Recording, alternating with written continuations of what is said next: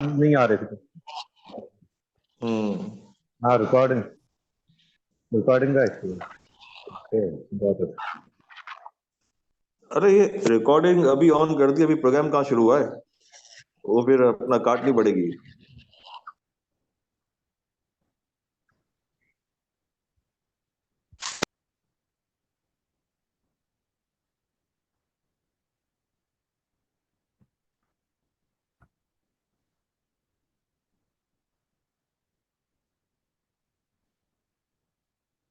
अस्सलाम वालेकुम, मैं हूं Nadia Anwar and welcome to this session. नाजरीन, इस वक्त हमारे साथ मौजूद है चेस सिक्योरिटीज के डायरेक्टर रिजवान साहब, तो उन्हें हम वेलकम करते हैं। और आज के सेशन में हम उनसे बात करेंगे। मार्केट के हवाले से तो बात होगी ही, लेकिन साथ ही साथ आपके क्वेश्चंस आंसर्स भी होंगे। और जो है वो सेशन होगा और उसमें आपकी जो है जो भी क्यूरीज हो, जो भी सवाल हो, वो आप उनसे पूछ सकते हैं। और साथ ही साथ हमारे इस प्रोग्राम में मौजूद होंगे शर्जील, जो कि हमारी टेक्निकल एक्सपर्ट है। और उनसे भी आप बात कर सकते हैं। उनकी भी एक्सपर्टीज में जो है जो भी आपकी क्यूरीज है उस हवाले से आप बात कर सकते हैं। और साथ ही साथ मैं ये भी कहूंगी कि जो जिन लोगों ने अभी तक जो है वो सोच रहे हैं कि अकाउंट खुलवाएं कहाँ पर, कौन सी ऐसी जगह है, वो कौन सा ऐसा प्लेटफॉर्म है जहां पर जो है जो उनकी जो इन्वेस्टमेंट हो है वो बहुत ही सिक्योर हो सके, तो मैं ये जरूर कहूंगी कि वो चेस सिक्योरिटीज एक ऐसा प्लेटफॉर्म आप सभी को जो है प्रोवाइड कर रहा है, जिसमें आपकी जो है जो इन्वेस्टमेंट है, चाहे वो लॉन्ग टर्म इन्वेस्टमेंट हो, वो उसको एक बहुत ही फ्रूटफुल तरीके से जो है आपको आपकी इन्वेस्टमेंट को जो है वो इन्वेस्ट करेगा। तो जो है अपनी इन्वेस्टमेंट के लिए अगर आपने अभी तक अकाउंट नहीं खुलवाया है तो आप चेस सिक्योरिटीज से राब्ता कर सकते हैं। तो प्रोग्राम का बाकायदा आगाज किया जाता है। तो मैं सबसे पहले वेलकम करूंगी डायरेक्टर चेस सिक्योरिटीज रिजवान साहब को। अस्सलाम वालेकुम सर। वालेकुम अस्सलाम। कैसे हैं आप सब लोग? नादिया, और आप कैसी हैं? अल्हम्दुलिल्लाह सर, मैं बिल्कुल ठीक हूँ और उम्मीद करती हूँ आप लोग सब खैरियत से होंगे। और सर, सबसे पहले तो जो है ये जो हमारा जो पूरा पिछला हफ्ता गुजरा है उसमें किस तरह के मामलात रहे हैं, उस हवाले से एक आप एक ओवरव्यू दे दें। उसके बाद जो है फिर हम अपना एक क्वेश्चन आंसर का सेशन स्टार्ट करते हैं। ड्यूरिंग द वीक जो है मार्केट का जो मोमेंटम था वो अच्छा था। आखिर में हमने सिर्फ फ्राइडे को थोड़ा सा मोमेंटम को थोड़ा सा प्रॉफिट टेकिंग में तब्दील होता हुआ देखा, बट आई गेस वो कोई एज सच कोई बहुत ज़्यादा प्रॉफिट टेकिंग या कोई बहुत ज़्यादा मेल्टडाउन नहीं है। मुझे तो साथ 4-6 हज़ार पॉइंट बता चली है, उसके बाद एक थोड़ा सा बनता है। आई गेस हो सकता है कि आने वाले दिनों में थोड़ा सा हम इसको और कंटिन्यू होता हुआ देखें।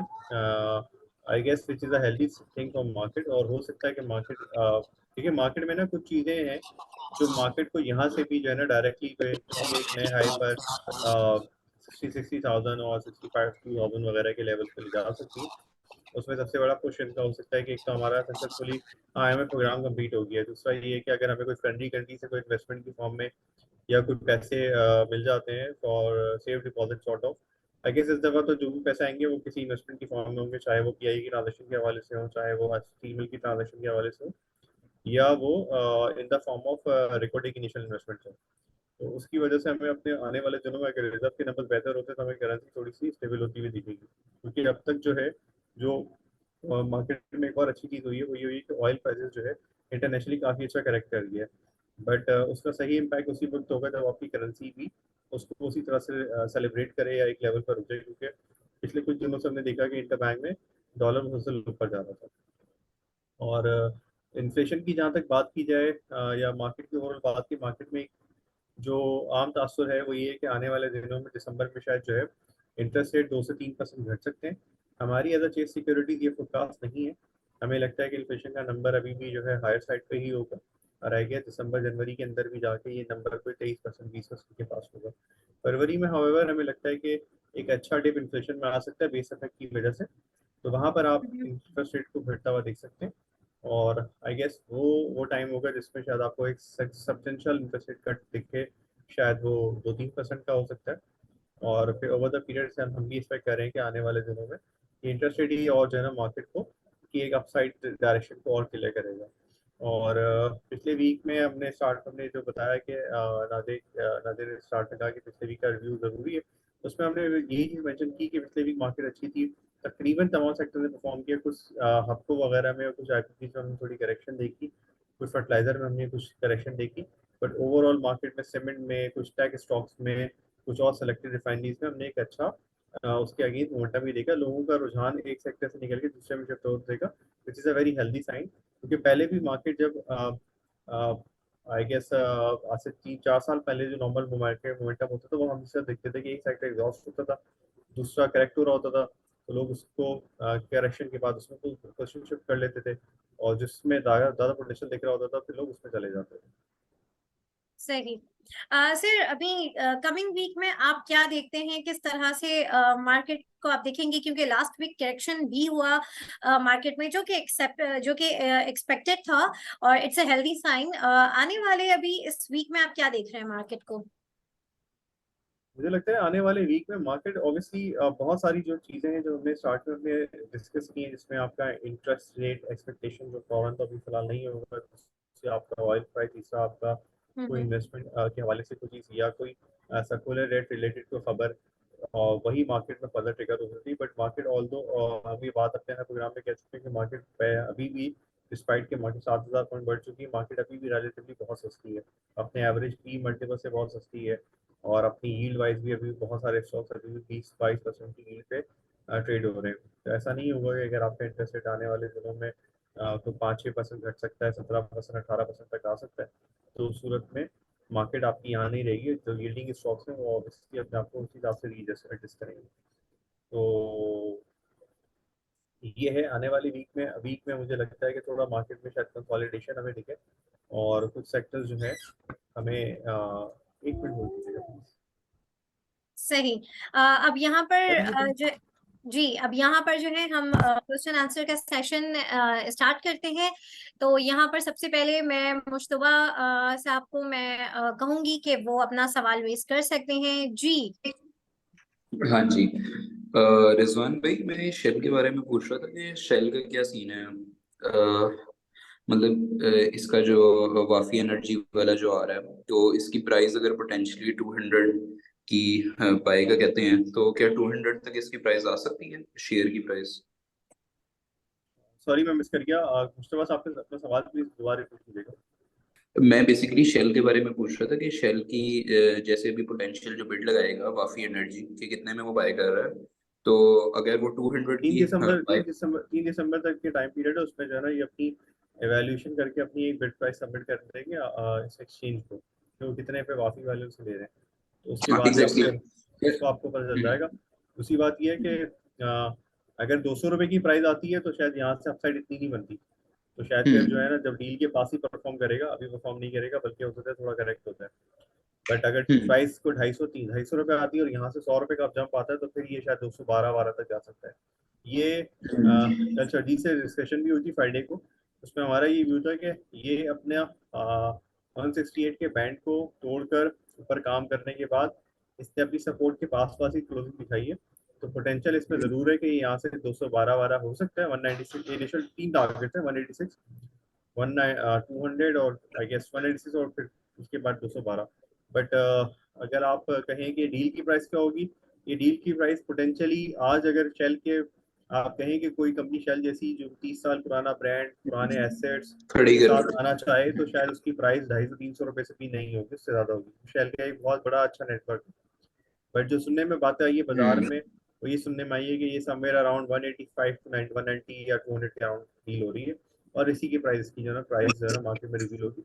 अगर ये प्राइस इसके पास आती है तो बेस्ड ऑन पास्ट एक्सपीरियंसेस शायद ये प्राइस इतना ना बढ़े। बट हाउएवर जब मार्केट में इतने शेयर्स कम रह जाएंगे, जब वाफी के बाद जो आपका 25% में से 12.5% का टेंडर ऑफर आएगा, तो उनके बाद जब नंबर ऑफ शेयर्स कम हो जाएंगे, तो फिर ऑब्वियसली फिर फ्लोट कम होने से इसका कोई भी मल्टीपल हो सकता है। फिर दूसरा ये कि इस वक्त शेयर जो है ना इस पे रॉयल्टी चार्ज करता है 10 से 12 रुपए, तो पर शेयर तकरीबन, अगर वो 10-12 रुपए सॉरी क्या चार्ज करता है? रॉयल्टी चार्ज करता है? जी, जाहिर वाले शेयर अपना ब्रांड नेम जो देता है उसकी रॉयल्टी चार्ज करता है, तो वो रॉयल्टी अगर वहां से हट जाती है तो और उसका नाम कुछ और हो जाता है अगर होता है। वैसे मेरी जो इतलात है वो ये है कि वाफी ग्रुप जो है ना, जो सऊदी अरब में भी शेल का ऑपरेटर है, वो यहाँ पर शेल को रखेगा, और शेल जो है ल्यूब बिजनेस में रहेगा वाफी के साथ, बट जो ऑयल मार्केटिंग का बिजनेस है ना, वो शायद उससे वो एग्जिट ले लेगा। पंप पे पेट्रोल बेचने का जो काम होगा वो प्योर कॉफी का होगा, बट अपना ब्रांड नेम को रखते हुए ल्यूक के बिजनेस में अभी जो है ना अपना स्टेक रखेगा। तो अभी देखें क्या होता है, बट यस एक अच्छा जो रन अप आना था वो आ चुका है।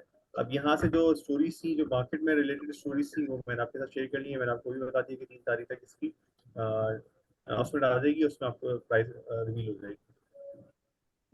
अच्छा, आपके मतलब आपके नजदीक इसकी पोटेंशियल प्राइस वैसे 250 से 300 बन रही है ना आपके नजदीक? देखिए मैंने इसकी वैल्यूएशन नहीं की ना, मैं आप बेसिकली आपको ये बोल दूं जुमला 250-300 रुपये, फिर वो मेरी बात कोट हो अच्छा जाएगी। ठीक है बट ठीक मैं है आपको ठीक है। ये मैं आपको ये कह सकता हूँ कि जो मार्केट में जो बातें हो रही, जो लोग इसकी वैल्यूएशन कर रहे हैं, वो कह रहे हैं 190, 85 to 190 रुपीज है।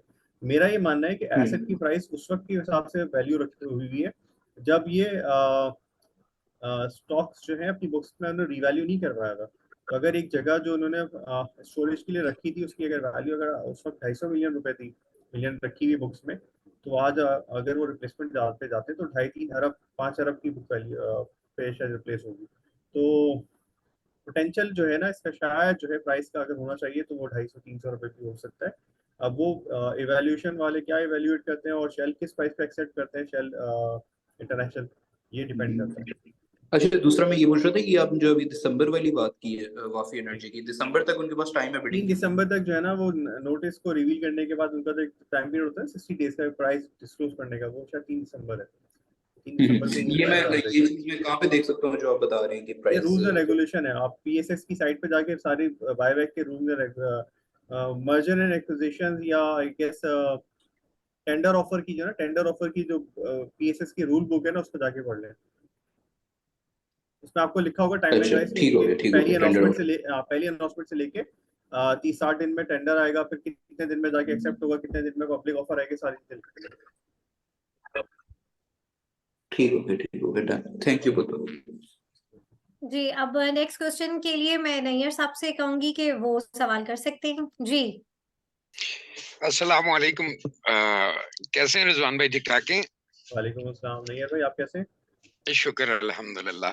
अच्छा, ये ईएनपी में रिजवान भाई क्या नजर आ रहा है आपको, और सीमेंट में आगे फ्यूचर, सीमेंट एंड स्टील, ये 3 सेक्टर्स का काइंडली को थोड़ा सा अगर आप एनालिसिस कर सकें। हमने अपने पहले प्रोग्राम से लेके नैयर भाई अब तक जो है तकरीबन सीमेंट पे मुसलसल बात की और सीमेंट ने परफॉर्म भी किया।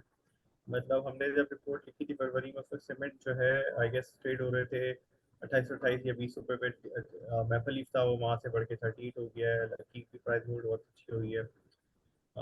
उसके अलावा हमने पाइनियर टॉपिक पे रखा था, वो आई गेस 43 तो लो था, बट आई गेस 70 के ऊपर हमने लिखा था, वो भी 105-110 हो गया। 115 रुपए तक कल ट्रेड हो रहा था, अब तो 110 रुपए पे ट्रेड हो रहा है। और चिराट में भी ऐसी हुआ है कि तकरीबन एक अच्छा रन अप आ चुका है। यहाँ से इकोनॉमिक रिकवरी की थीम में सबसे ज्यादा जो सेक्टर परफॉर्म करते हैं इंटरेस्ट रेट पे, वो सीमेंट ही होते हैं। तो आपके पास पोर्टफोलियो का मेरे ख्याल से जो मार्केट वेट है उससे उसके डबल या उसके मार्केट वेट आई गेस इसका शायद 6-7-8% है, मुझे एग्जैक्टली नहीं पता है, मैं चेक करके आपको बता दूंगा। तो वो मार्केट वेट के अराउंड जो है, बल्कि मैं आपको अभी बता रहा था।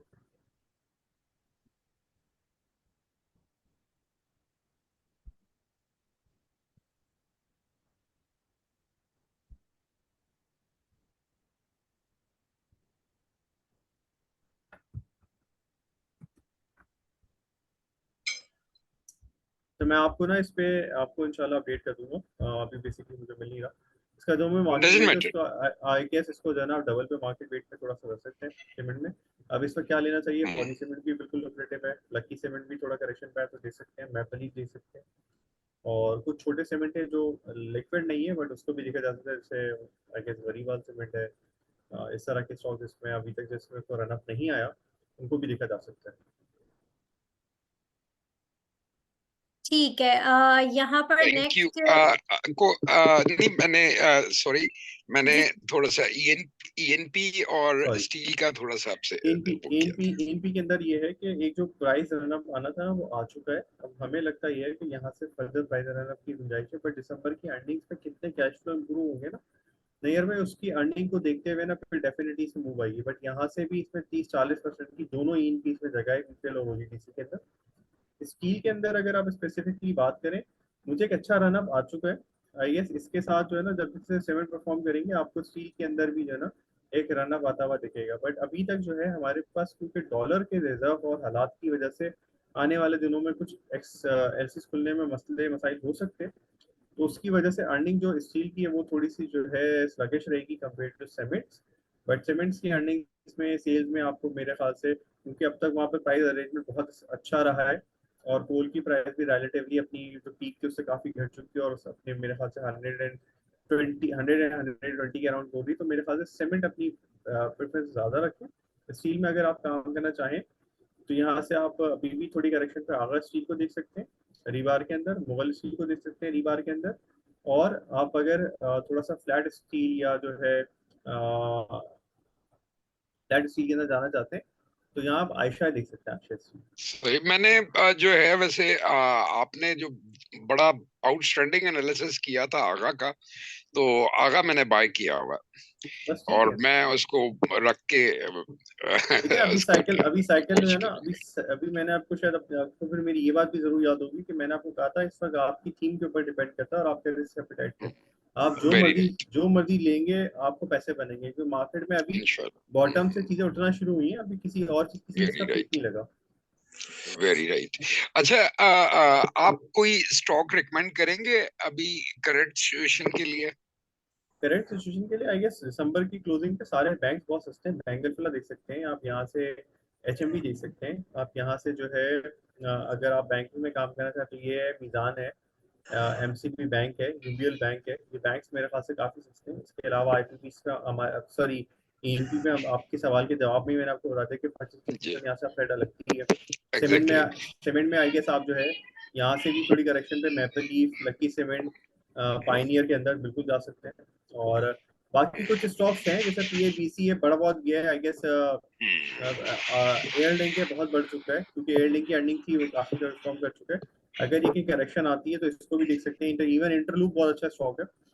मार्केट पूरी दुनिया का 7% का स्टॉक्स का शेयर है, फिर कुछ एक्विजिशन कर रहा है तो उसकी मेरे ख्याल से अर्निंग भी बहुत फिनोमिनल है।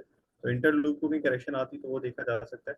आई गेस आपके पास बंच होना चाहिए, बट मुझे अभी भी ये लगता है, मेरा ये मानना है कि जो आईबीपीज है, एएनपी है या फर्टिलाइजर है या जो बैंक्स आपको 20% ऊपर की यील्ड दे रहे हैं, उनमें आपको बहुत सुकून से पैसे बनेंगे। मतलब उसमें आपको जहां इंटरेस्ट नीचे आ रहा होगा इनकी री रेटिंग ऑटोमेटिकली हो जाएगी।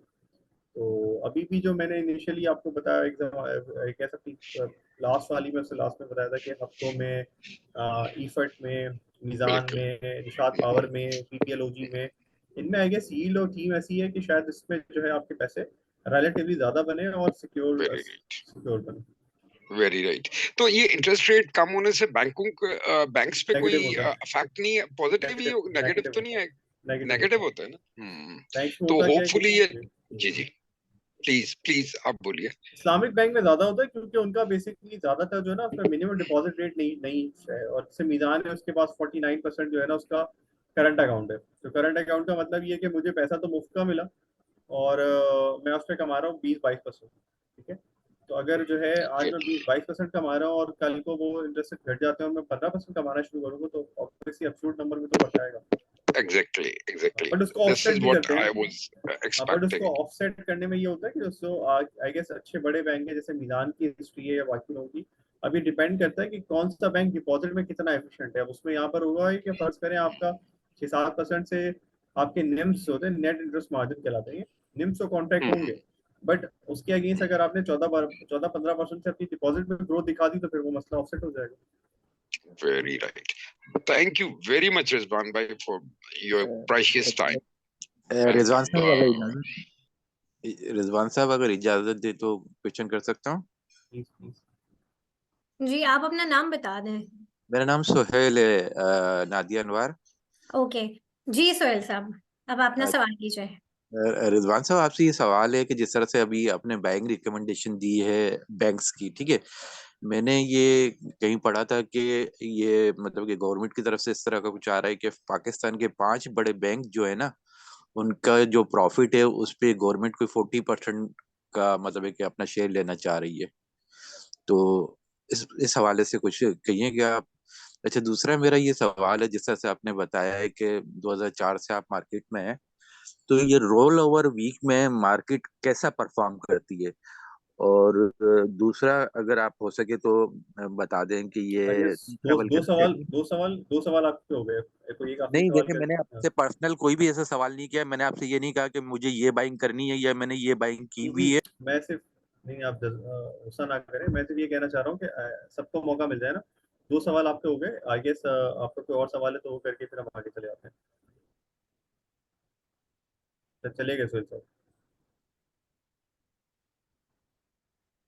अगर सुहेल चलें, साहब नेक्स्ट अच्छा, यहाँ पर सुहेल साहब आपके, अगर आप सुन सके रिकॉर्डिंग, आपको इसका पहले सवाल का जवाब ये है कि जो है ना गवर्नमेंट ने बेसिकली जो विंडफॉल लेवी लगी है, विंडफॉल लेवी सॉर्ट ऑफ है कि अगर किसी का एबनॉर्मल किस्म का गेन हुआ है उसके अंदर फॉरेक्स के अंदर पिछले 2 सालों में, तो उसको जो है उन्होंने जो है टैक्स करने की बात की, जो कि पिछले 2 सालों का कोई बहुत बड़ा पोर्शन नहीं है, उसकी एक शीट भी घूम रही होती है और वो वन ऑफ होगा। अब यहाँ से ऊपर ऑब्वियसली सारे तमाम बैंक भी बहुत मोहतात है किसी इस तरह के वन ऑफ गेन्स की वजह से, जिसमें उनको अपना जो गेन है उस पर टैक्स जो है 40% लग जाए। ये सिर्फ और सिर्फ फॉरेस्ट गेन की बात हो रही है। आपका दूसरा सवाल था कि रोल ओवर में क्या होता है। रोल ओवर में जब रोल ओवर का अमाउंट बहुत बढ़ जाता है तब उस सूरत में मार्केट उसको नेगेटिवली लेती है, क्योंकि अगर फर्स्ट करें किसी का बहुत पैसा बन चुका है और अगले वीक रोल ओवर है, उससे जैसे अगले वीक मोस्ट की रोल ओवर है, तो उसमें क्या होता है कि फिर मार्केट में लोग थोड़ा सा ना रिलेक्टेड होते हैं, बट वो आउटलुक पे भी डिपेंड करता है। अगर हालात अच्छे होते हैं, लोग बुलिश होते हैं, तो रोल ओवर स्मूथली हो जाता है। मतलब रोल ओवर अभी जो है वो बहुत ज्यादा अलार्मिंग नहीं है। शायद अगर ये रोल ओवर कोई 50 अरब का होता तो शायद ये कोई बहुत प्रॉब्लमेटिक सिचुएशन होती या इस पर कोई बड़ी सम होता, बट अभी तो मुझे लगता है कि नॉर्मल सा रोल ओवर होगा। सही। अच्छा, अब मैं नेक्स्ट जो है मैं मौका देना चाहूंगी कामिल शमीम साहब को। आप अपना सवाल कर सकते हैं। जी अस्सलाम वालेकुम। कमाल नाम है मेरा। मेरे कुछ स्पेसिफिक क्वेश्चंस हैं साइड आइटम से रिलेटेड।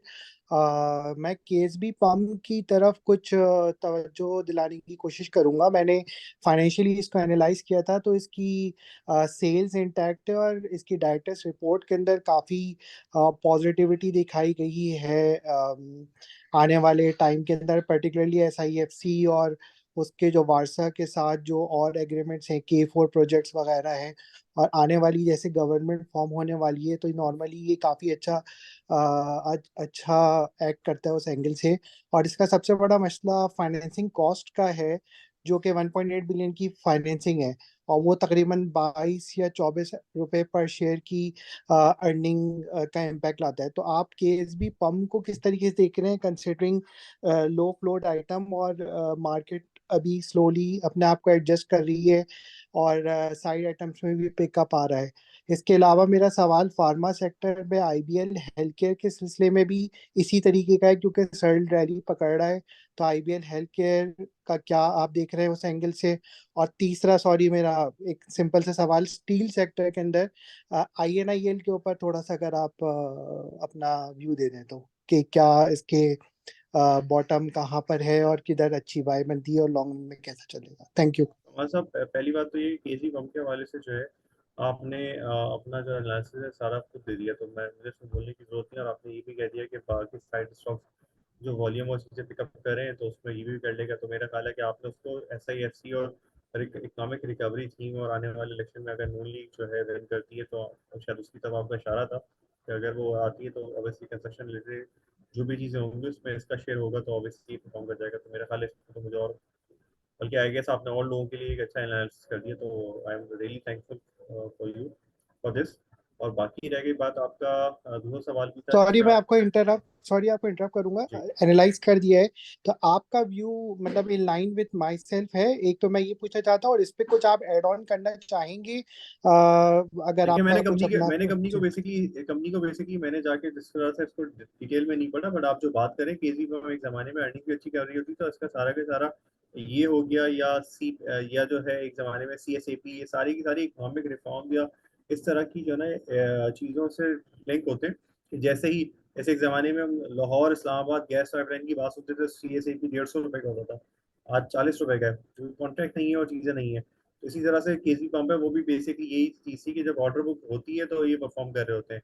और ऐसा ही एफसी के हवाले से या बाकी अगर कंस्ट्रक्शन में मुल्क में बूम आता है, K4 वाली आपने बात की, मुझे K4 का इसलिए समझ में नहीं आता कि वो शायद पाइप वगैरह के लिए शायद CSAP वगैरह को ज्यादा फायदा होगा। ये वॉल्स और पंप बनाते हैं, तो उस पर इसका कितना फायदा होगा ये देखना पड़ेगा आने वाले दिनों में। बट यस, अगर चीजें परफॉर्म कर रही हैं, थोड़ी कंस्ट्रक्शन एक्टिविटी बूम करती है, कुछ बड़े मेगा प्रोजेक्ट्स आते हैं, तो इसको जरूर फायदा होगा इंजीनियरिंग साइड पे। और इसमें कोई दो राय नहीं है। ऑब्वियसली अभी अर्निंग कितनी रिफ्लेक्ट कर पाते हैं वो एक आध क्वार्टर में विजिबिलिटी आ जाएगी, उसके बाद आई एम श्योर यहाँ से अच्छा परफॉर्म कर जाएगा। हिस्ट्री भी इसकी अच्छी रही है, अच्छा परफॉर्म करता है, तो मैं आपकी इस वाली बात से बिल्कुल एग्री करता हूँ। दूसरी बात आपने मुझसे पूछी थी कि दूसरा सवाल था आपका, I guess IBL health care, IVL health care IBL health जी केयर जी जी, आईवीएल हेल्थ केयर का बहुत मैंने बॉटम में है, बहुत बॉटम हो गया है ये। और इसकी प्राइस हिस्ट्री पर्सपेक्टिव और अर्निंग पर्सपेक्टिव से और सर्ल की बहुत सब्सिडी सारी है चीजों, तो हाँ बहुत सारी चीजों की अर्निंग हो गई ना। अब सर्ल की अर्निंग एक जमाने में थोड़ी 8-9 रुपए होती थी, तो फिर भी 200-250 रुपए का होता था। आज अर्निंग की सर्ल की कोई तकरीबन, अब वो बाहर यूएई में प्लांट लगाने जा रहे हैं, बट आई गेस और फिर करेंसी दोबारा से निकलना शुरू हो गई थी। बट इतने बॉटम पे था, इन्होंने राइट सब्सक्राइब कराए थे, थोड़ा चलना था इसको। आई गेस ये 50-60 रुपए 70 रुपए तो आई गेस हो सकता है। इसी तरह से आईपीएल भी इसको फॉलो कर सकता है। बट सर्ल की स्पेसिफिक बात करें तो कोई खास मुझे अर्निंग में अब आने वाले दिनों में फॉरन से तो रिफ्लेक्शन आती हुई नहीं दिख रही। हमने इसको डिटेल मॉडल बना के तो नहीं कवर किया, लेकिन ऑब्वियसली जो पास हिस्ट्री रही है या अभी जो इसकी जो परफॉर्मेंस रही है उसकी बेस पे आपको बता रहा हूँ। आईबीएल हेल्थ केयर यस बहुत बॉटम पर है, बट अगर आपको फार्मास्यूटिकल में काम ही करना है तो सीपीएचएल हमने कई दफा जिक्र किया, वो परफॉर्म भी कर रहे हैं और आई गेस वो परफॉर्म कर सकता है। सस्तों में मैं ख्याल शिफा हॉस्पिटल आप देख सकते हैं, इसमें भी हमने एक दफ़ा बात की है। और उस पर इसके अलावा अगर आपको फार्मास्यूटिकल में ही जाना है तो एबट है, हाइनून है, ये रिलेटिवली वो कंपनी है जिनकी परफॉर्मेंस आ सकती है। आईपीएल हेल्थ केयर के अंदर कोई स्पेसिफिक स्टोरी है जो आपने पढ़ी है तो वो देख लेते हैं, उसकी जिक्र आप करके, या आप एक पर्सनल पे मुझे मैसेज कर दीजिएगा, मैं चेक कर लूंगा। बट मेरे ख्याल से ओवरऑल सेक्टर परफॉर्म कर रहा है तो परफॉर्म कर सकता है, बट इसमें कोई स्टोरी अभी फिलहाल नहीं है। और आपका तीसरा ठीक सवाल है। था आईएनआईएल के ऊपर। आईएनआईएल बेसिकली क्या करता है, खुद तो पाइप बनाता है, लेकिन उसमें शायद मार्जिन का बड़ा इशू रहता है। बट आईएसएल की जो अर्निंग होती है ना, डबल रिफ्लेक्ट हो जाती है होल्डिंग की वजह से। इंटरेस्ट रेट नीचे आएंगे तो ऑब्वियसली ये कोई बहुत ज्यादा अच्छा रेट, बुरा रेट तो नहीं है आईएनएल का। अगर 15% इंटरेस्ट रेट हो जाते हैं तो ये भी मेरे ख्याल से 150-160 रुपए तो आराम से हो जाएगा। Thank you, thank you. जी बहुत शुक्रिया कामिल साहब। अच्छा, अब यहाँ पर मैं नेक्स्ट मैं मौका दूंगी यासिर जावेद शेख साहब को कि वो अपना सवाल कर सकते हैं। जी thank you very much ma'am. अस्सलाम वालेकुम रिजवान भाई, कैसे हैं आप? ठीक हैं, थैंक यू सो मच आपके ज़बरदस्त एनालिसिस का।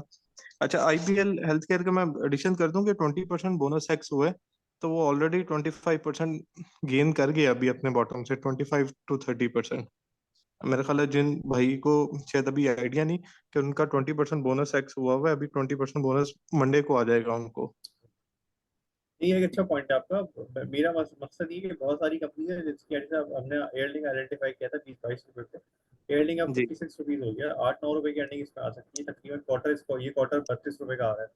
आई गेस यहाँ पर अगर एक स्टॉक जो लोगों ने कहा है जो देखना चाहिए, जो इग्नोर रहा है पूरी रैली में, वो शायद हम नेटवर्क है, जिसमें पिछले लास्ट वक्त की में वॉल्यूम आना शुरू हुआ जी है। जी हमारी हमारी हमें लगता है कि 2 रुपये 80 पैसे से तकरीबन 2.5 रुपए जैसा, ये 2 रुपए जैसा, 2-2.5-2.80 कर सकता है। गोरे का इंटरेस्ट दोबारा मार्केट में आना शुरू हुआ कुछ इस स्टॉक में। गोरा नॉर्मली पहले भी इसको जो है ना मल्टीपल देख के इसको ऊपर लेकर गया, और आई एम श्योर वो भी एक रीजन हो सकती है। और अब जो हालात फाइनेंशियली बहुत बेहतर है, अगर 2-2.5-3 रुपए की अर्निंग आती है तो मार्केट में मल्टीपल 6 होने जा रहा है, तो ये भी उस हिसाब से 17-18 रुपए का रेट बनता है। तो आई गेस इसको देखा जा सकता है। इसमें क्योंकि अर्निंग की विजिबिलिटी और चीज़ें रिलेटिवली जैसे बीच में चीज़ें चली हैं, इससे आप जी अब सारे सेक्टर्स की एग्जाम्पल ले लें। लोग मतलब 100% तकरीबन 60% यूपीएल चल गया, मिजान तकरीबन 70-80% चढ़ गया, आपको चल गया। सो नॉर्थ की अच्छी स्टोरी थी, वो परफॉर्म करी है। मुझे लगता है इस तरह इसमें हो सकता है। But IVL health care specifically हो सकता है 100% बढ़ भी जाए, बट इसमें कोई खास मुझे story at least not in to my knowledge. और बाकी ये कि बाकी फार्मा के जी। साथ परफॉर्म कर जाए तो कर जाए, बट मुझे नहीं लगता कि आईवीएल हेल्थ अच्छा केयर रिजवान भाई, मेरा आईपीएल हेल्थ फार्मा से नहीं था, मेरा रिलेटेड थोड़ा सा था, दो दो स्टॉक से रिलेटेड। अच्छा, बैंक अल्फा का आपने जिक्र किया, अभी जो उन्होंने विंडफॉल अर्निंग पे लगाया है टैक्स, जो मेरा ख्याल है बैंक्स लिटिगेशन में भी चले गए हैं, क्योंकि एज पर 99D आप जो विंडफॉल अर्निंग है उसके ऊपर मैक्सिमम 50% टैक्स लगा सकते हैं। तो वो तो ऑलरेडी बैंक्स ने अपना जो इफेक्टिव टैक्स है वो 47% दिया हुआ है इस साल, तो वो तो अभी लिटिगेशन में चला गया। मेरा जो मेन क्वेश्चन है वो बैंक अल्फला से रिलेटेड है। देखिए बैंक अल्फला ने पिछले साल भी 12 बिलियन के करीब प्रोविजनिंग डाली है, इस साल भी उन्होंने अभी 9 मंथ्स में 9.5 बिलियन के करीब रिमेनिंग डाली है, जबकि उनके डिपॉजिट 31% ग्रो किए हैं और उनकी ब्रांचेस भी अब वो कह रहे हैं कि 1000 ब्रांचेस हो जाएंगी ईयर एंड तक। अच्छा, इस बैंक में कोई इशू है, मतलब कोई सेल भी आ रही है, काफी देर से आती है, 41 42 से दोबारा 38 हो जाता है, और इतनी ज्यादा प्रिवेनिंग ये डाल रहे हैं, कोई आपके नॉलेज में है इसमें कोई इशू तो नहीं प्रोविजनिंग है जब भी किसी कोई चीज बैंक का? डालना होता है तो उसको आगे आने वाले दिनों में जब इंटरेस्ट रेट घट रहे होंगे तो अर्निंग दिखाने का सबसे बेस्ट तरीका यही है ना कि आप प्रोविजनिंग को रिवर्स करते चले जाएंगे। आपने हाँ हाँ, बेसिकली जो है सही सही। आपने एडिशनली ज्यादा प्रोवाइड कर दिया। अगर अगर आप बीएफएल का भी देखें उससे ज्यादा प्रोवाइड किया नॉर्मल से, कि हर बैंक ने जी जो बैंक मीजान है उससे ज्यादा प्रोवाइड किया, बैंक अभी ने किया। तो होता क्या है कि जब आपका जिस जिस जिस क्वार्टर में आपको रिवर्सल पे हिट लग रही होगी इंटरेस्ट नीचे आने से आपके पीआईबी पोर्टफोलियो में, या आपको वैसी निम्स कॉन्ट्रैक्शन होगी, आप किसी भी एनपीएल को रिवर्स करेंगे और आपकी अर्निंग बेहतर हो जाती है। एक्स्ट्रा प्रोविजनिंग तो करने में तो ये होता ही है ना कि अगर आपको पे आउट नहीं करना तो आप वो आपसे उठा के ऐसे प्रोविजनिंग कर दें। सही। तो आपके ख्याल से ये बेंगल फ्ला बेहतर रेट अगर है, ये रेट बुरा नहीं है इस रेट पे। आई गेस इस रेट मतलब पे यहाँ यहाँ से पे बैंक मुझे 50% गेन आप एक्सपेक्ट करते हैं? क्योंकि मैं तो इसको 50% देख रहा हूँ गेन यहाँ से इसको विद इन बिल्कुल आ विद इन सकता अ है, ईयर। बिल्कुल आ सकता है, बिल्कुल आ सकता है। आप बैंक निफ्ला की बात करें, मेरे ख्याल से आपको बैंकिंग सेक्टर में अभी भी बहुत सारे स्टॉक एचएमबी मिल जाएगा आपको। नेशनल बैंक में शायद उसका पेंशन वाला इशू कह रहे हैं कि काफी हद तक रिजॉल्व होता हुआ दिख रहा है, तो वो उसमें आपको यहाँ से गेन मिल सकता है तकरीबन 30-40% का। तो अच्छा, बहुत नेशनल सारे बैंक भी सही। नेशनल पर बैंक के आई नेशनल गेस जी। नेशनल बैंक ने तो अभी तक वो जो 1 रुपए का डिविडेंड एक्स हुआ है वो आज तक उन्होंने वो ही नहीं दिया अभी तक तो। अब वो मसले मसाइल बिल्कुल है, इसके 26 रुपये चल रहा है, बट मैं कह रहा हूँ जिस केस की वजह से ये मसले में आया था, पे आउट होता था, वो केस की वजह से कई सालों से वो अब उसकी प्रोविजन बुक कर रहे हैं। कोर्ट का फैसला आ जाए, मुझे लगता है इधर वे सेटल होके और सही। उसके बाद फिर यहाँ से इसका पे आउट भी बेहतर हो जाएगा, तो यहाँ से मुझे लगता है नेशनल बैंक को भी दे सकते हैं। राइट। हाँ बहुत शुक्रिया रिजवान भाई। एक छोटा सा एक क्वेश्चन और था। ओजीडीसी में जो ओजीडीसी पहले 40-45% पे आउट करता होता था, लेकिन क्योंकि उनका सर्कुलर डेट का इशू था, तो आप ये मुझे बताएं कि अभी उन्होंने गैस प्राइसेस इंक्रीज की हैं और बाई एनुअली इंक्रीज होती हैं, तब जनवरी में भी फाइनेंस मिनिस्टर ने कहा है कि वो भी तब भी इंक्रीज करेंगे। जी। तो आपको क्या लगता है ये ओजीडीसी आइंदा आने वाले दिनों में मतलब 150 को टच कर सकते हैं जिस तरह इनको पैसे जैसे मिलते मैं हैं? बिल्कुल जज कर सकता है, आई गेस 30-40% की जो अपसाइड होती है 110 107 रुपए से 108 रुपए से यही बनती है। तो मैंने स्टार्ट में परसेंटेज टर्म में यही बताने की कोशिश की थी कि इसमें पोटेंशियल तो है। अब ये पे आउट बढ़ाएगा नहीं बढ़ाएगा ये डिपेंड करता है एक्सप्लोरेशन और अदर एक्टिविटीज पे। हो सकता है ये अपने कोर बिजनेस की तरफ वापस चला जाए, हो सकता है कोई और जगह पे एक्सप्लोरेशन करने चले जाए। बट यस, जो आज 6-7-8 रुपए का 11 रुपए का पे आउट उससे तो बेहतर ही होगा। अब वो 20 रुपए होगा या 50% होगा या 18 रुपए होगा या 15 रुपए होगा, ये तो आने वाला वक्त बता सकता है। बट यस 45% जो इसकी हिस्ट्री थी वो जा सकती है, बट ये डिपेंड करता है कि आपका डीवैल के बाद आपका कितना एफिशिएंट रहता है मैकेनिज्म और कितना आप फ्रीक्वेंटली गैस प्राइस को रिवाइज कर पाते हैं। मतलब जनवरी में करने के बाद अगर जी इलेक्शन होते हैं और उसके बाद फिर वही वही डिले टैक्सेस आना शुरू होती है तो फिर वो मसले खड़े हो जाएंगे ना, क्योंकि एक बिल्कुल नॉन सही। पॉलिटिकल गवर्नमेंट के दौर में हमने देखा जिनका कोई पॉलिटिकल मैंडेट नहीं था, उन्होंने इसको बढ़ाते बढ़ाते बढ़ाते बढ़ाते और अभी भी बैक ऑफ इम्प्लीमेंट नहीं किया। बैक ऑफ तो ये है ना कि आपकी जो भी प्राइस है उसको आप ब्लेंड करें और उसकी प्राइस सबको दे दें, तो 1700-1800 जी रुपये पर एमबीटीयू बनती है, यानी कि मेरे और बिल्कुल। आपके घर में भी इतनी की आनी चाहिए। पर वो भी एक नॉन पॉलिटिकल गवर्नमेंट ने नहीं किया, तो पॉलिटिकल गवर्नमेंट आके क्या इस चीज़ को कर पाएगी, क्या वो वादे करके आएगी और इसको कैसे करेगी, ये थोड़ा सा चैलेंज है। बट हमें उम्मीद यही है कि अंडर आईएमएफ प्रोग्राम जो कि मार्च में एंड हो रहा है, उसके बाद नई गवर्नमेंट को फॉरन नए आईएमएफ प्रोग्राम में चली जाएगी, तो हमें जी। लगता है कि शायद जो है वहाँ पर एक स्ट्रिक्ट ऐसी चीज़ें हैं कि जिसकी वजह से आपको चीज़ें इम्प्लीमेंट होती हुई दिखें, तो इसकी अच्छा वजह रिजवान से भाई, वो जो स्टोरी थी 480 या वो बिलियन रुपीज डिविडेंड इनको वाला नहीं इंजेक्ट, आएगा, मना कर दिया उसको, आईएमएफ ने रिजेक्ट कर दिया। तो आपके ख्याल से इनका जो बैक जो सर्कुलर डेट है उसका कोई सारा? सोल्यूशन आएगा जब एक दफा फ्लो रुक जाएगा, तो आईएमएफ ने कहा पहले फ्लो रोके उसके बाद फिर कोई इंस्ट्रूमेंट बना के एक दफा इसको जनरेट सर्कुलर डेट डिले कर ले। सही। Right, thank you so much, बहुत शुक्रिया आपका सर। बहुत शुक्रिया। अच्छा, मैं जितने भी हमारे इस वक्त कंटेस्टेंट जो जो भी लोग बैठे हुए हैं उनसे मैं ये रिक्वेस्ट करूंगी कि काइंडली आप लोग जो है अपने सवालात मुख्तसर करें, कम से कम 3 सवाल करें, क्योंकि दूसरे लोगों को भी मौका दें और टाइम लिमिट भी है।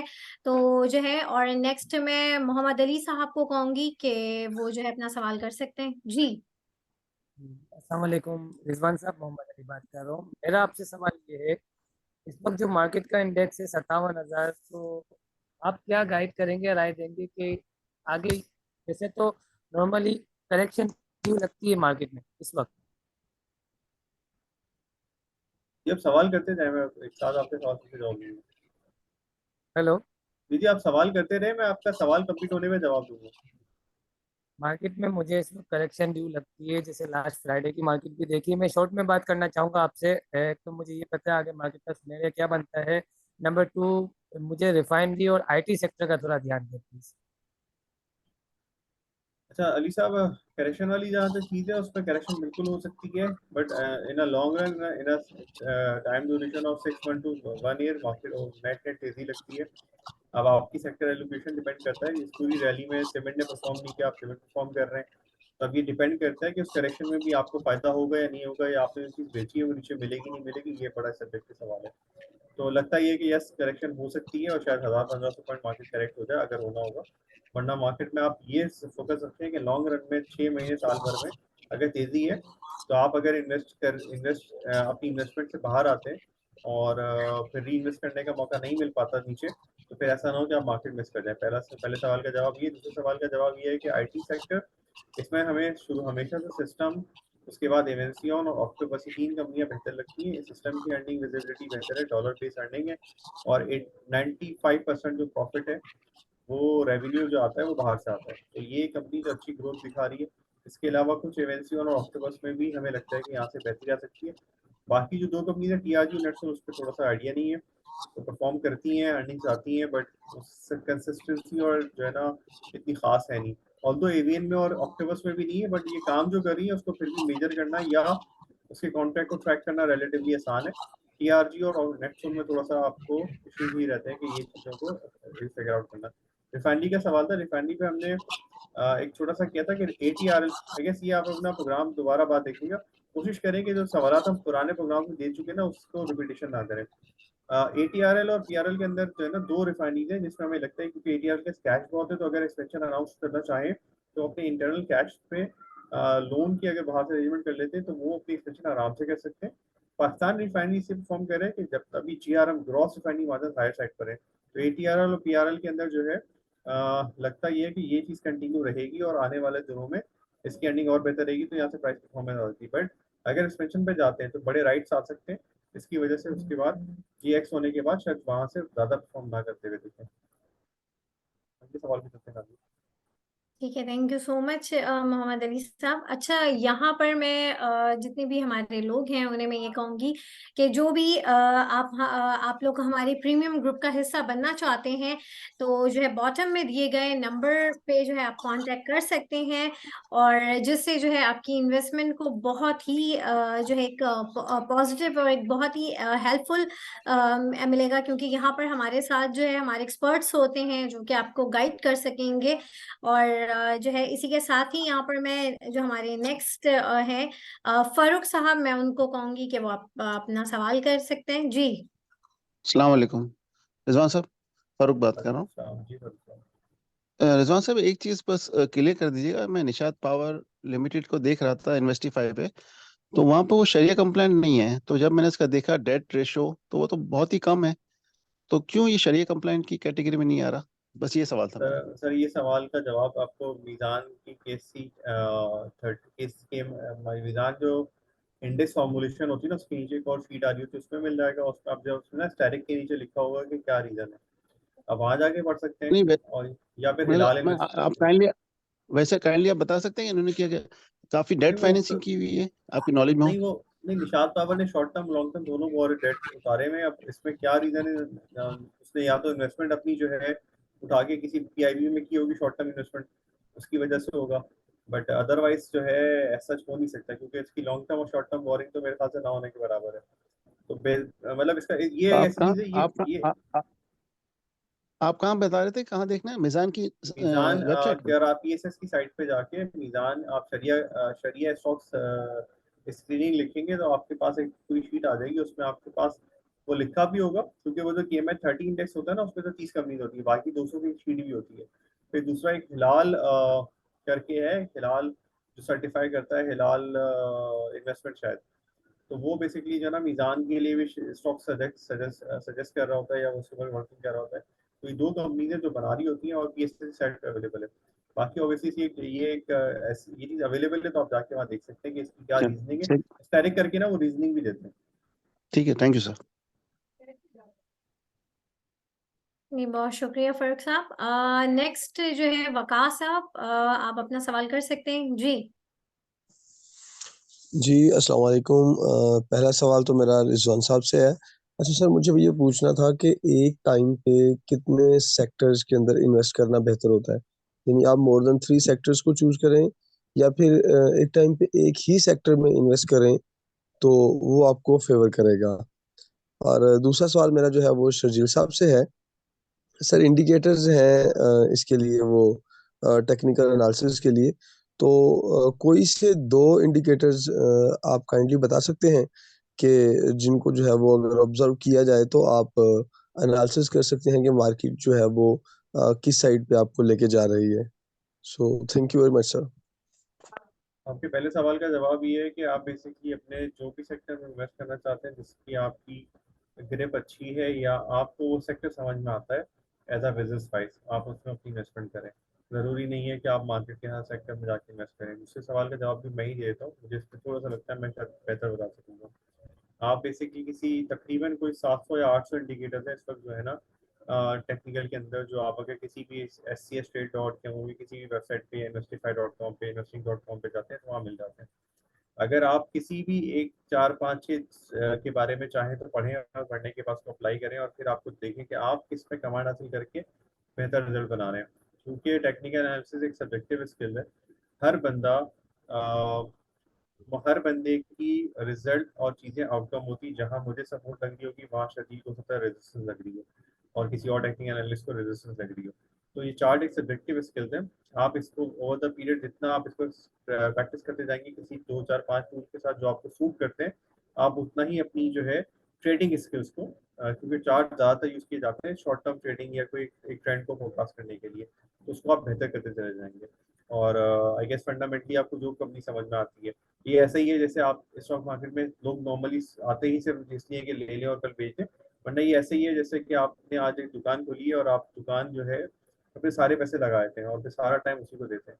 तो ये ऐसे ही है कि आपको बिजनेस की जो बिजनेस समझ में आता है और आपको लगता है कि उसका पोटेंशियल ज़्यादा है और आपको लगता है वो चीप वैल्यूएशन में मिल रहा, तो आप उसमें तो सारे पैसे डाल सकते हैं, वजह ऐसे कि अपने पैसों को इधर डालें। डाइवर्सिफिकेशन इसलिए की जाती है कि कुछ अरसे के लिए फर्ज करें उसमें किसी वजह से कोई ग्रोथ नहीं आ रही है, कोई मसला आ गया है, तो आपके पास डाइवर्सिफिकेशन में होगा कि कोई और सेक्टर चल रहा होगा तो आपके पैसे वहां से बनना शुरू हो जाएंगे या आपको कुछ वहां से डिविडेंड कमाना शुरू हो जाएगी, तो आपको प्रॉब्लम नहीं होगी या आपको अपनी शॉर्ट टर्म कैश फ्लोज के लिए कुछ बेचना नहीं पड़ेगा। जी सर, बहुत शुक्रिया, थैंक यू वेरी मच। अच्छा, SSGC के बारे में पता करना था कि उसका जो है वो नेक्स्ट वीक के अंदर क्या कुछ चल रहा है, कि क्या वो बहुत सस्ता था मजीद गैस प्राइस, जो है वो बहुत ग्रो चार्ट करने पे के चांसेस तकरीबन हैं। 14 रुपए लग रहा था, 14 रुपए से 15 रुपए लग रहा था। SSGC का सबसे बड़ा प्रॉब्लम ये है कि उसकी अभी भी अर्निंग जो है ना माइनस में आती है, क्योंकि अर्निंग माइनस में नहीं बेहतर है, बट आई गेस इसका जो UFC का नंबर है ना वो SSGB से काफी बुरा है। तो आने वाले दिनों में भी ये इश्यूज रहेंगे, बट ऑब्वियसली अगर SSGB 70 रुपए का हो गया, जो आई गेस 60 रुपए तो हो ही गया है, अगर ये 70 रुपए 75 रुपए हो गया तो ये भी 15-16 रुपए तो आराम से हो जाएगा। तो 15-16 रुपए मतलब इसमें ये बेट हो सकती है कि आप इसमें पोजीशन लेके बैठे। जी sir, thank you very much, बहुत शुक्रिया। जी, यहाँ पे वानिया यासिर है, आप अपना सवाल कर सकते हैं।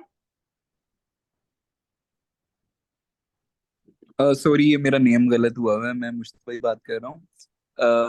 बेसिकली मैंने इसका पूछना था HBL का, रिजवान भाई। यार HBL का वैसे HBL तो केस वगैरह था। HBL के अंदर अच्छी बात ये है कि HBL जो है ना अब बाइंग रडार में आ गया, बल्कि एक स्टॉक जो मैं शायद लोगों को रेकमेंड भी कर, मतलब रेकमेंडेशन तो सर यहाँ से देना थोड़ा सा वो होगा, बट मुझे लगता है कि जिसमें रिलेटिवली अदर बैंक्स काफ़ी ज़्यादा वैल्यूशन है वो HBL है, जिसकी आने वाले दिनों में आपको अर्निंग भी तकरीबन कोई 35-40 रुपए दिखेगी, पे आउट भी बेहतर हो जाएगा। तो एक बैंक जिसमें एक आपको एक डिसेंट किस्म की यील्ड प्लस ग्रोथ दे सकती है वो HBL भी है, तो HBL को भी यहाँ पर बाय करने में हर्ज नहीं है। जी बोलिए। हाँ जी, पे आउट इसका कैसे बेहतर हो जाएगा? वैसे अभी तो ये काफी कम दे रहा है कार का मार्केट। मसला है, कार का मसला है। करंट करंट अकाउंट नहीं नहीं, इसका करंट क्या अकाउंट होता नहीं है? होता है, ये होता है नहीं मुझे पता है। कैपिटल एडिक्वेसी रेशियो कहलाता है ये।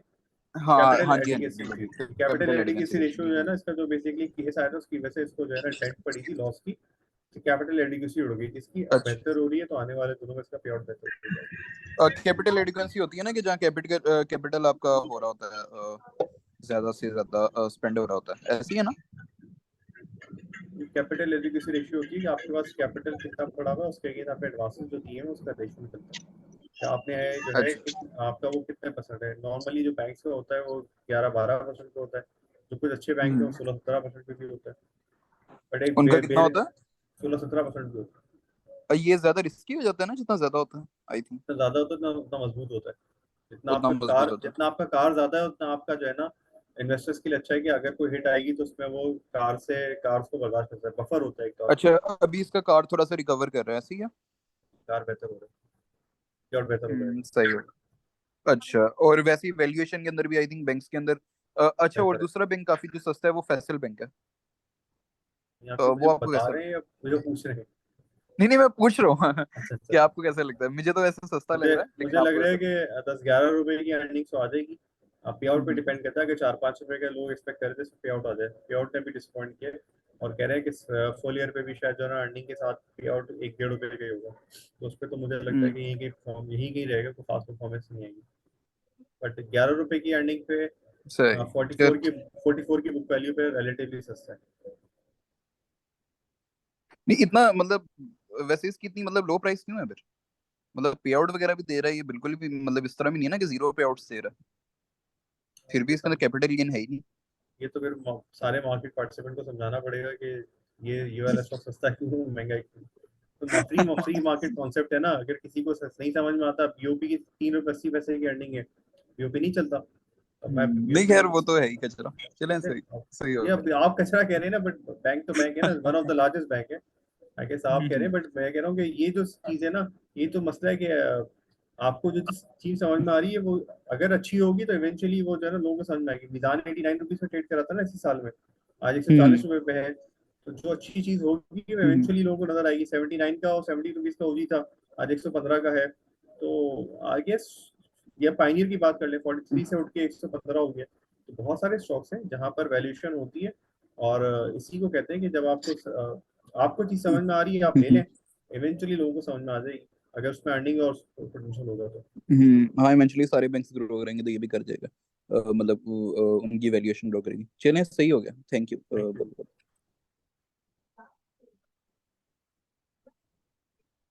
जी, यहाँ पर मैं शर्जील अहमद को कहूंगी कि वो अपनी टेक्निकल एक्सपर्टीज में जो है वो बताएं हमें कि किस तरह से कमिंग वीक में मार्केट के हवाले से एक ओवरव्यू दें, और साथ ही साथ जो सवालात थे उस पे भी थोड़ी सी रोशनी डालें। जी शर्जील। अस्सलाम वालेकुम। अच्छा, मेरे ख्याल से टेक्निकली तो ज़्यादा क्वेश्चंस नहीं आए। मार्केट के बारे में अगर हम बात करें तो मार्केट का प्रीवियसली लास्ट वीक में हमारी एंटिसिपेशन ये थी कि 56,000 का लेवल अगर ब्रेक होता है तो 57,500 के लेवल्स में टेस्ट होते हुए नजर आ सकते हैं, और वहाँ पे मार्केट की जो है वो एक स्ट्रॉन्ग रेजिस्टेंस है।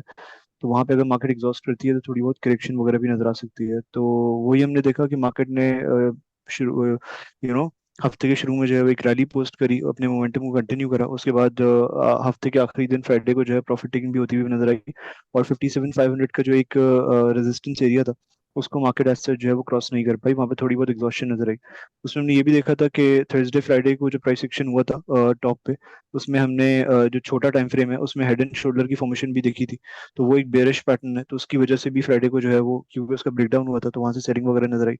So what our expectations are for the next week is कि 57,500 would again remain a really crucial level। अगर उसके ऊपर मार्केट ट्रेड करती है तो we have an expectation कि मार्केट पर 58,000 के लेवल्स को initially and then even 58,800 to 59,000 के लेवल्स को जो है वो जाके टेस्ट कर सकती है।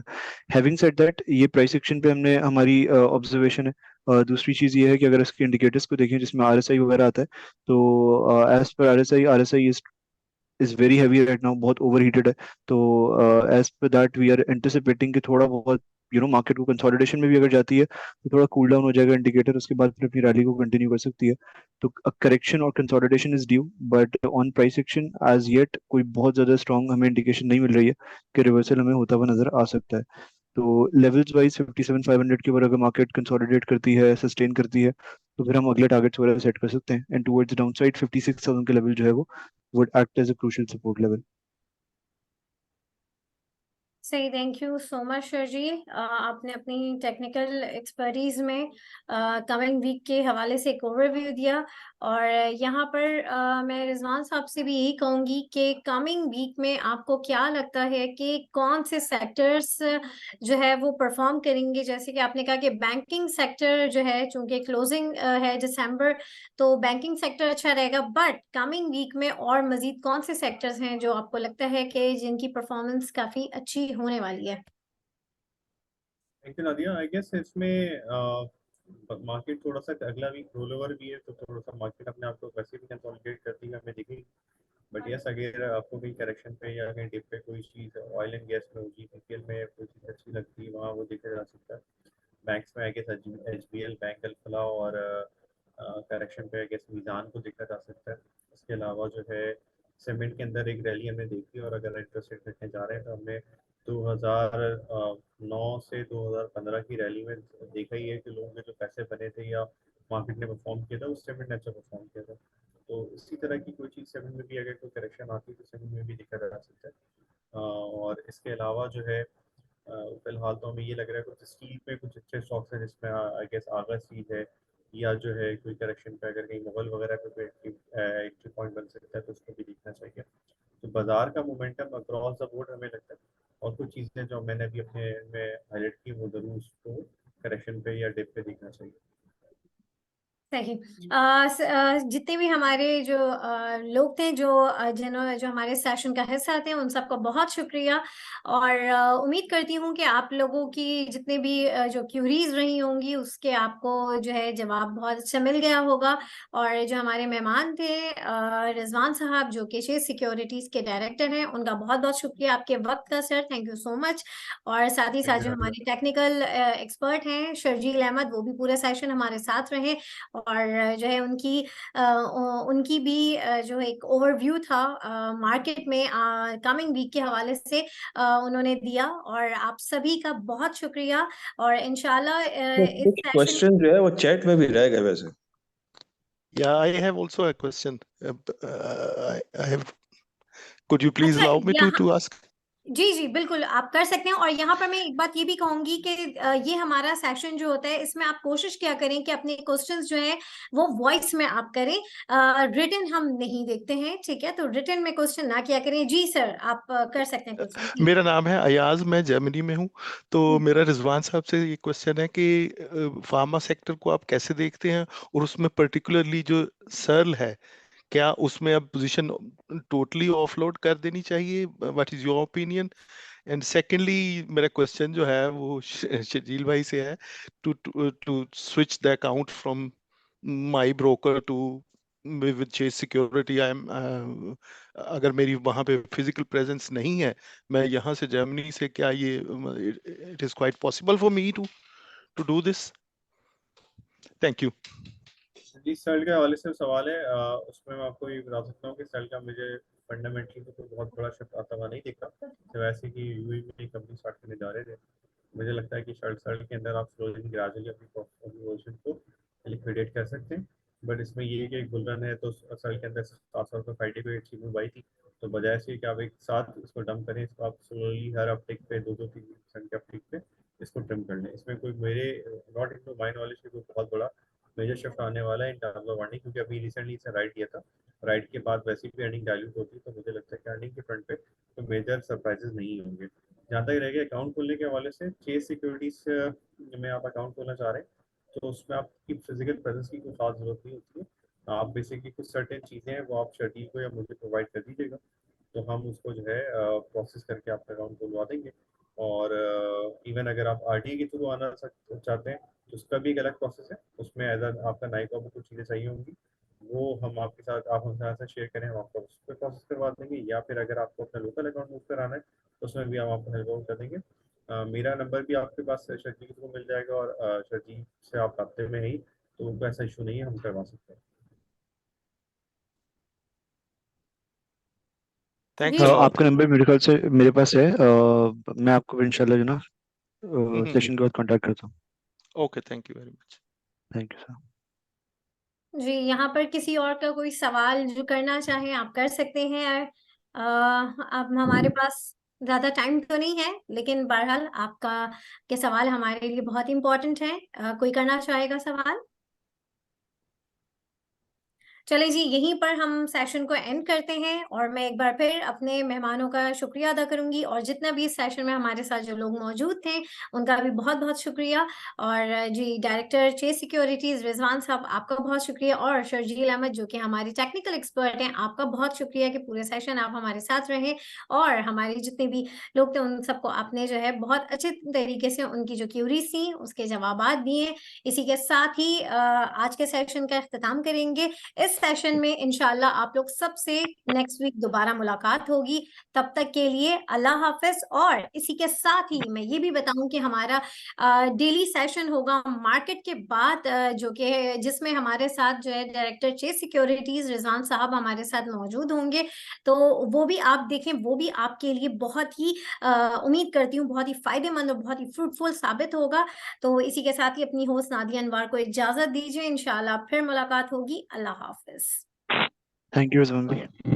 Thank you very much for your precious time, and it's really a pleasurable news that you will give your precious time daily after market. It will be really helpful for us. नहीं sir, any time sir, we are available for you. And thank you Sharjeel. आपसे तो बात वैसे होती रहती है। और रिजवान भाई थैंक यू, मेरा अकाउंट खुल गया हुआ है, इंशाल्लाह अब कल डिपॉजिट हो जाएगा होपफुली। तो I'll start my business with you inshallah. Thank you sir, thank you. इंशाल्लाह थैंक यू नहीं भाई, थैंक यू। जी, हमारा